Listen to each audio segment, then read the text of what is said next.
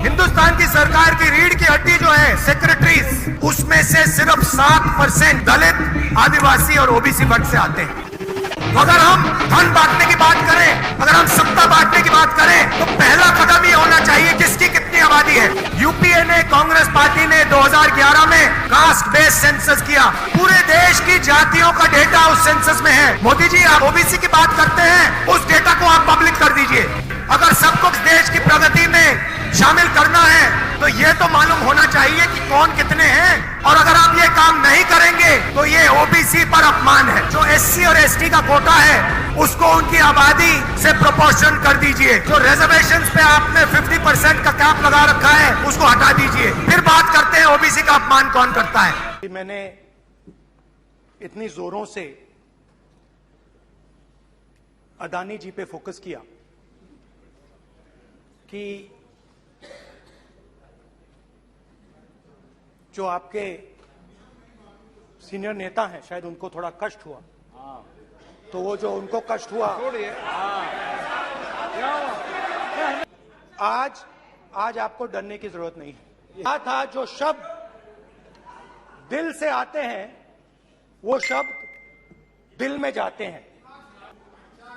इतना आक्रमण नहीं करूंगा, मतलब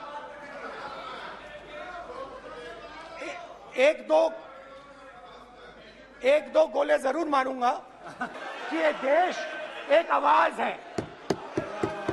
ये देश सिर्फ एक आवाज है। ये देश, इस देश की लोगों की आवाज है। इस देश के लोगों का दर्द है, दुख है, कठिनाइयां हैं। हमारे जो डिजायर्स हैं, हमारे जो सपने हैं उनको हमें परे करना पड़ेगा। जब हम अपने सपनों को परे करते हैं तब हमें हिंदुस्तान की आवाज सुनाई देती है। तब तक हिंदुस्तान की आवाज हमें नहीं सुनाई देती। अब आप कहोगे ये बात मैंने नॉन कॉन्फिडेंस मोशन में क्यों रखी। इसका क्या मतलब है कि भारत एक आवाज है, भारत लोगों का दुख है, भारत लोगों का कष्ट है, मुश्किलें हैं। स्पीकर सर, भारत एक आवाज है। भारत इस देश के सब लोगों की आवाज है। और अगर हम उस आवाज को सुनना चाहते हैं, हमें अहंकार को, नफरत को मिटाना पड़ेगा। स्पीकर सर, कुछ ही दिन पहले मैं मणिपुर गया। हमारे प्रधानमंत्री नहीं गए, आज तक नहीं गए, क्योंकि उनके लिए मणिपुर हिंदुस्तान नहीं है।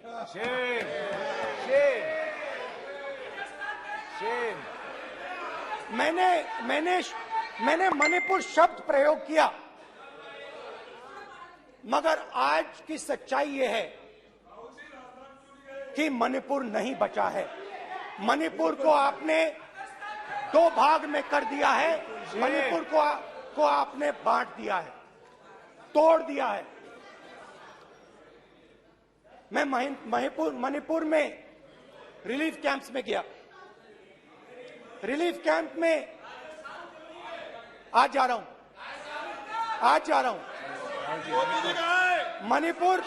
मणिपुर में रिलीफ कैंप में मैंने महिलाओं से बात की, तो पूरा देश कल आपके खिलाफ खड़ा होगा। मैं बहुत सारी महिलाओं से बात किया, मगर मैं आपको दो उदाहरण देना चाहता हूँ। एक महिला मुझे कहती है, मैंने कहा क्या हुआ तुम्हारे साथ? कहती है मेरा छोटा सा बेटा, एक ही बच्चा था मेरा, मेरे सामने, मेरे आंखों के सामने उसको गोली मारी है। मैं पूरी रात, आप सोचिए, आप अपने बेटों के बारे में सोचिए। मैं पूरी रात उसकी लाश के साथ लेटी रही। झूठ नहीं, झूठ आप बोलते हो, झूठ मैं नहीं बोलता हूं। मैं पूरी रात उसकी लाश के साथ लेटी रही और फिर मुझे डर लगा, मैंने अपना घर छोड़ दिया, जो भी मेरे पास था वो मैंने छोड़ दिया। मैंने उनसे पूछा कुछ तो लाई होगी, कहती है नहीं, सिर्फ मेरे जो कपड़े हैं ये मेरे पास हैं। और फिर इधर उधर ढूंढती है और एक फोटो निकालती है और मुझे कहती है यही मेरे पास है बची।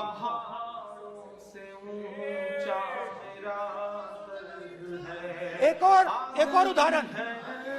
और उदाहरण, दूसरे कैंप में मैं एक महिला मेरे सामने आती है, मैं उससे पूछता हूं,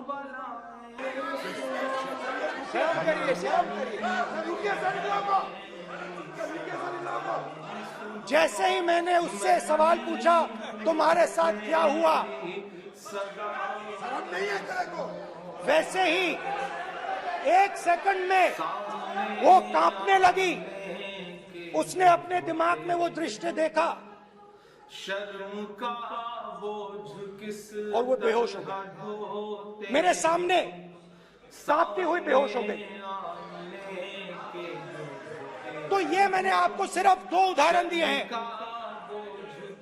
स्पीकर सर, इन्होंने मणिपुर में हिंदुस्तान की हत्या की है, सिर्फ मणिपुर की नहीं, हिंदुस्तान की हत्या की है। इनकी राजनीति ने मणिपुर को नहीं, हिंदुस्तान को मणिपुर में मारा है। हिंदुस्तान को कत्ल किया है, हिंदुस्तान का मर्डर किया है मणिपुर में। आप जैसे मैंने सर प्लीज, प्लीज ब्रदर भैया पानी ले। जैसे मैंने भाषण के शुरुआत में बोला, भारत एक आवाज है, भारत हमारी जनता की आवाज है, दिल की आवाज है। उस आवाज की हत्या आपने मणिपुर में की, इसका मतलब भारत माता की हत्या आपने मणिपुर में की।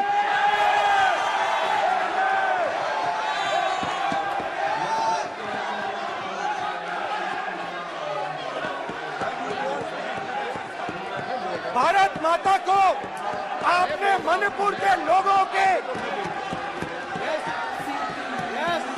मारा, आपने मणिपुर के लोगों को मारकर भारत की हत्या की है। आप देशद्रोही हो, आप देशभक्त नहीं हो, आप देश प्रेमी नहीं हो, आप देशद्रोही हो। आपने देश की हत्या मणिपुर में की। प्लीज एक मिनट, प्लीज बैठिए, प्लीज बैठिए। अब सवाल उठता है, बैठना चाहते नहीं बैठना चाहते, आप बैठना चाहते नहीं बैठना चाहते, इसीलिए आपके प्रधानमंत्री मणिपुर में नहीं जा सकते हैं, क्योंकि उन्होंने देश की हत्या की है। मणिपुर में हिंदुस्तान की हत्या की है, भारत माता की हत्या की है। मणिपुर में, मणिपुर के लोगों के दिल में।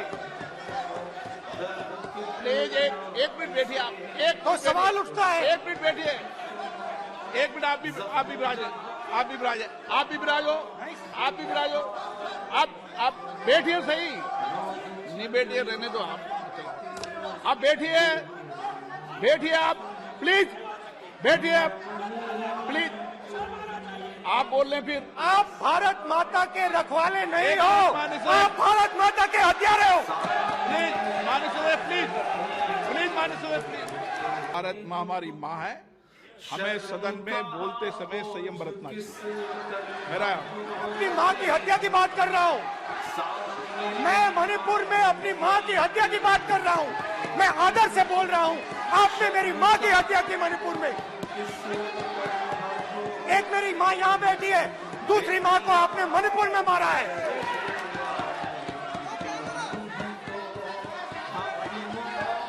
हर रोज जब तक आप हिंसा को बंद नहीं करोगे तब तक आप मेरी मां की हत्या कर रहे हो। हिंदुस्तान की सेना मणिपुर में एक दिन में शांति ला सकती है। हिंदुस्तान की सेना का आप प्रयोग नहीं कर रहे हो क्योंकि आप हिंदुस्तान को मणिपुर में मारना चाहते हो।